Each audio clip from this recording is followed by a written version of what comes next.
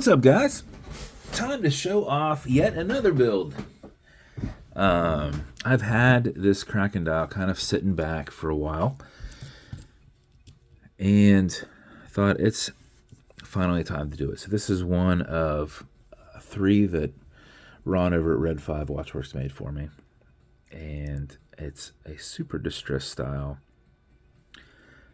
I want to say it's copper. Every time I say what something is, he's like, no, it's this. I'm like, it looks copper. So I think this is a copper one. Copper Kraken dial. I did this in a brushed 170 case. I don't do too many of these because they're so expensive as a base watch, because it comes with a lot of things that I don't even use. It comes with an engraved crown, which I can't use them and I can't remove their engraving. They do come with a stainless steel movement holder, which is perfect. I use those. They come with a fancy caseback, which I can't use. And then they normally have a bezel on them. Bezel and an insert, but it's not like where you can remove the insert and use the bezel for something else. Otherwise I would. Come to think of it, maybe I can pry those out of there and then custom laser stuff. So that's an option. But anyway, did this in a silver brushed case, polished shark tooth bezel, and then I did this awesome 1mm thick metal insert that is both diver style, minute style, done in black. Did a set of silver Vostok 24 hands. Did a anchor engraved crown, milled case back that's also Kraken engraved, and Kraken engraved preview buckle.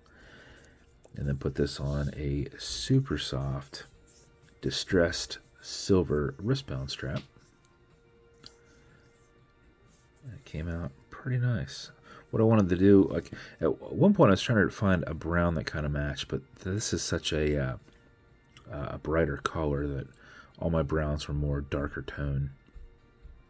And I thought, well, you know what, if I do something silver, it will make everything here stand out that much more, which it does.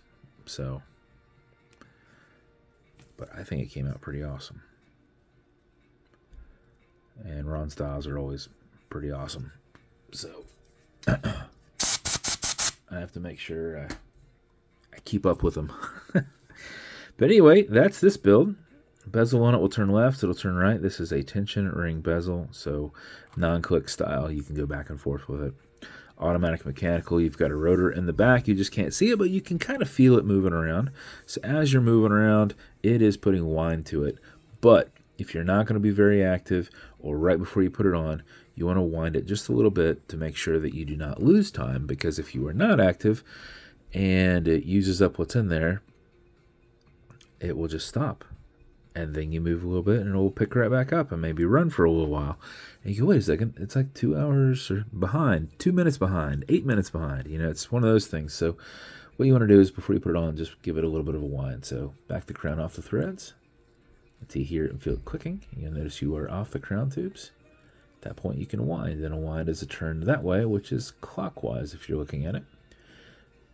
Back this way doesn't do anything, but it is a lot easier to keep your finger spacing and go back and forth. If you do that for 4 or 5 seconds before you put it on, that mixed with your rotor movement should keep your time throughout the day. If you do it for another 4 or 5 seconds like I'm doing, it's going to max out your 31-hour power reserve on it. It's closer to about 36. You cannot overwind it. It's got a slipping mainspring, so once it has as much input as it's needed, it is dispersing it, so it's not going in. So you're not overwinding it or anything along those lines. So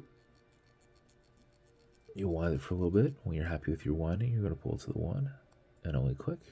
And you can now set your time. Now it does not have a hacking movement, so it's going to keep going. You'll also notice you've got a wobble crown. This deflects lateral pressure from going into the stem and into the movement, so when you're pushing and prying on it, you're not putting any adverse pressures on anything.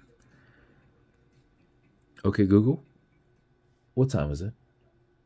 It's 11:07 a.m. 11:07 a.m. Push it over, get it out of that time setting, and then wind it down. Actually, I haven't looked at this yet. We loomed this probably 8 months ago. But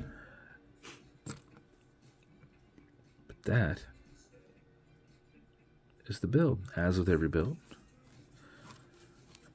it's going to come with matching beads. This is going to come in a Kraken slider box, along with an Atlas pillow inside. There's a little lip in the back, so you got to push down just slightly here to straight on. It doesn't do it. This one just has a little lip back there, so if you push down just a little bit, you'll know what I mean. And you see it when you go, why isn't this going in there? Oh, there's a little lip back here. You just need to lift this side up a little bit to go up over on top of it. That's all. Anyway, watch cleaner. Good for all glass and metal. So everything there in the center, non-streaking, non-toxic, non-residue, as well as a microfiber. Leather conditioner to keep that strap perfectly soft. Use a rag or something. Don't use a microfiber. Apply it on the front and back. Let it soak in. Remove any excess. A little bit will go a long way. That's only if you ever feel this is not as soft as it should be.